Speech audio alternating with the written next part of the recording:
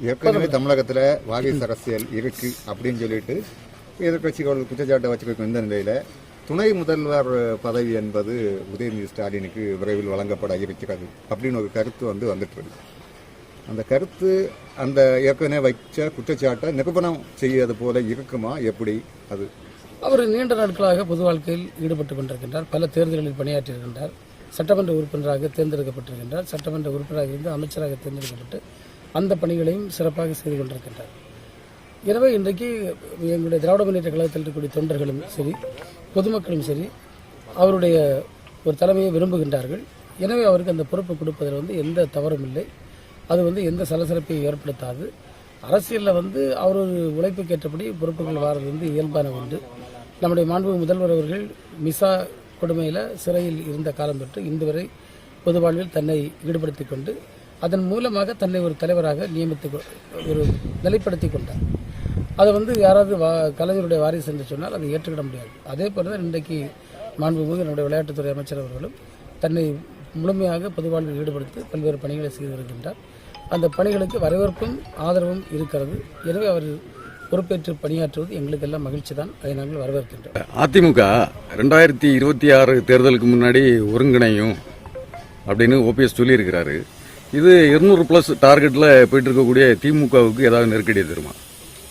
நாங்கள் எதிரியை வச்சு நாங்கள் எங்களுடைய வெற்றி சொல்லல.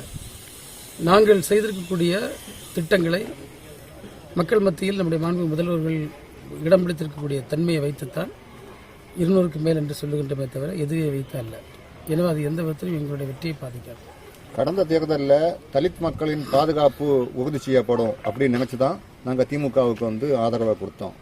ஆனால் இப்போ தலித் மக்களுக்கு பாதுகாப்பு இல்லாத நிலையில் 2026 நாங்கள் கொஞ்சம் யோசிப்போம் அப்படின்னு சொல்லிட்டு ரஞ்சித்து சொல்லியிருக்காங்க சார்.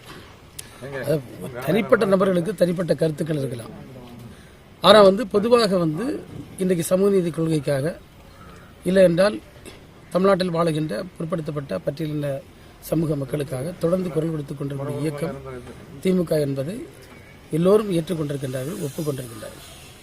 அதில் தனிப்பட்ட கருத்துக்களுக்கு அவருடைய கருத்து சொல்ல அவங்களுக்கு உரிமை இருக்கு.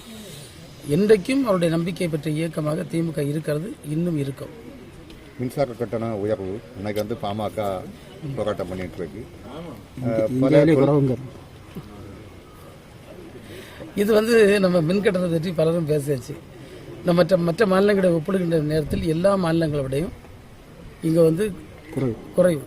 ரெண்டாவது பார்த்தீங்கன்னா அந்த உதவி திட்டத்தில் என்றைக்கு நம்ம சேர்ந்தோமோ, சேர வேண்டிய நிர்பந்தம் ஒன்றிய அரசு வந்ததோ அதற்கு பிறகு அதில் இருக்கக்கூடிய நம்முடைய உரிமைகள் குறைவு. அவங்க சில அவங்களுடைய கண்டிஷன்ஸ் நம்ம போக வேண்டிய நிர்பந்தமான சூழல் இருக்கிறது. அதனால போயிருக்கு. மின்கட்டணத்தை பொறுத்தவரை சீரான மின் விநியோகம், அதே போன்ற விவசாய பெருங்குடி மக்களுக்கு இலவச மின்சாரம் போன்றவற்றில் தமிழ்நாடு இன்றைக்கும் உயர்ந்து சிறந்து நிற்கிறது. அதையும் நாம் மறந்துவிடக்கூடாது. இல்லை, அதிமுக அரசு இருக்கும்போது திமுக கடுமையான விமர்சனங்கள் அந்த மின்சார கட்டணம் சம்பந்தமாக முன் வச்சது. இப்போ அதே விமர்சனம் திமுக மேலேயும் வருது. நீங்கள் விமர்சனங்கள் வரலாம். ஆனால் இன்றைக்கி அதுக்கு பிறகு எவ்வளவு விவசாய பெருங்குடி மக்களுக்கு இலவச மின்சாரம் நம்ம கொடுத்துருக்கோம். அதே மாதிரி நெசவு தொழில் செய்யக்கூடியவர்களுக்கு கொடுத்துருக்கோம்.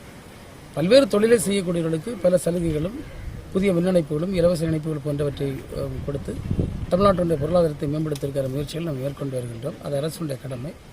அதே நேரத்தில் நாம் இன்றைக்கு ஒன்றிய அரசின் சில முடிவுகளினால உதவி திட்டத்தின் மூலமாக ஒரே சீரான கட்டணம் என்பது இந்தியா முழுவதும் நடைமுறைப்படுத்துவதற்கான முயற்சிகளை மேற்கொண்டு வருகின்றார்கள்.